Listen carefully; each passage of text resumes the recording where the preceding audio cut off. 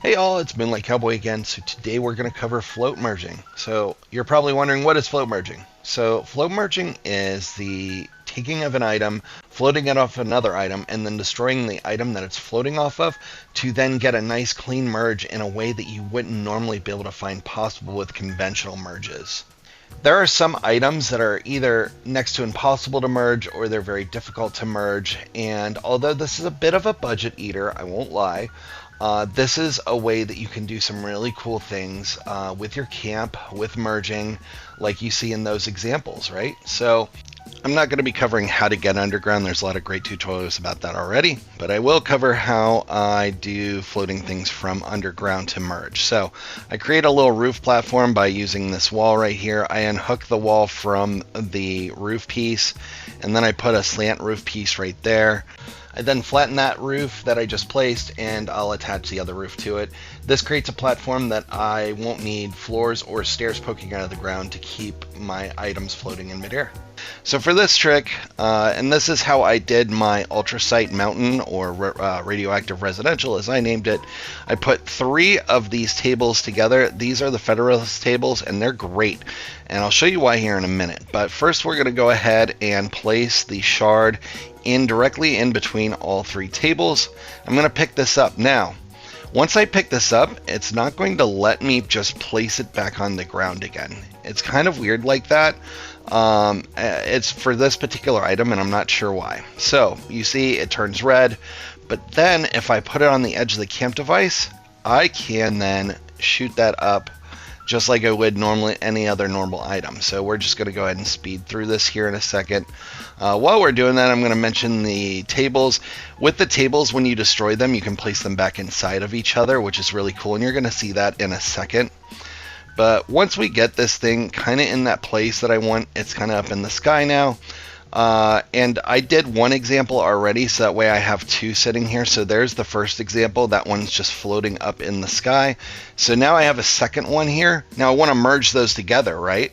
Just like I did with my mountain. So what I'm going to do is I'm going to just flamethrower this table and destroy it, whichever one I want it to go into. So this one's going to get destroyed, and then that is going to destroy and make the other one turn intangible and invisible. Now, once that's destroyed, I can, as you see here, just slide that table in. Okay, so you can slide that in, and then once that's in there, I can just repair the other table. And then boom, they're merged together. So these shards are typically kind of difficult to merge, but you can do this with other things too. I made a whole camp out of rocks and glass windows and roofs.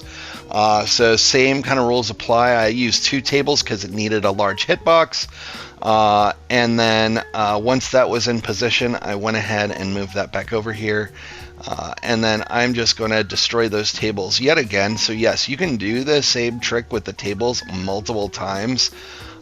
So we're going to go ahead and destroy those tables right now, as soon as I find my flamethrower. And once these tables are destroyed, I can put that table back in place like I just mentioned, which we're going to do right here. And look, slides right in. Now it only goes like in the same direction. You can't put it like weird catty corner too much or anything like that, but you can put it straight in. And look, now I have 3 items merged together. They look a little ridiculous. Now, how do I merge like floors or other items into there? Because now they're going to be intersecting, right? So like if I try and put this foundation here, it just turns red. So this is what makes this trick really, really cool. We can destroy those tables, and because I have a good sense of where that is, I can put anything here. I could put the destroyed trailer here if I want. Now, once I hit repair, those shards will pop through. Everything that I have underground is going to pop through there. Foundations, walls, anything. So I'm going to show you exactly how it looks underneath my mountain camp for perspective. As you see, I have tables everywhere holding up those shards, and then I have 2 layers of roofs holding them up. But because I did all of that in a lot of patience, a lot of time, I was able to get it all merged together to make it look like that mountain. Now to show you how to merge items without going underground. So we're going to raise these items. These are some items that I want to put on a shelf. I raised them up with my camp device, and now I'm going to destroy that table.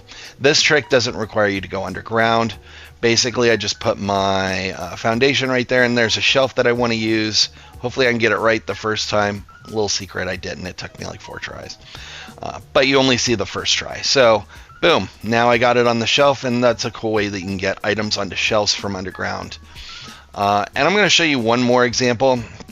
So I don't like the new light for the winding path because of the brightness. So what I often do is I'll take a item, like a floor decor item, and then I'm going to take my miniature holiday lamppost, and I'm going to place it there. Now there's 2 ways you can do this. The first way is just go ahead and destroy that pot. That's going to make the miniature holiday lamppost go away. And then I can put this thing, hopefully I position it right here. And there, that's in place. And then I can just repair that. And then turn off the light, and then you'll still get a very small ambient light instead of that super bright light. Depending on the time of day, it's going to look brighter. Here's an example of it, super bright, and there's an example of it. See, it's still lit up, but it's not really bright anymore. So I like that. The other way I could have done this too is just destroy the wall. And then, because the wall's destroyed, then the light went away, the one that was mounted to the wall. And I can basically just place this thing anywhere now, which I'm just going to rotate it just to show you. And as you can see right here, the lamppost is right there and real easy to get to. So yeah, those are a couple of ways that you can do float merges. And that's how I did like this rock house and how I did my mountain. I really hope that you found all of this information to be helpful. If you did, please share. Hopefully you like it, subscribe. All that really helps. Well, I hope that you have a blessed day. Thank you so much for watching my content, and y'all take care out there.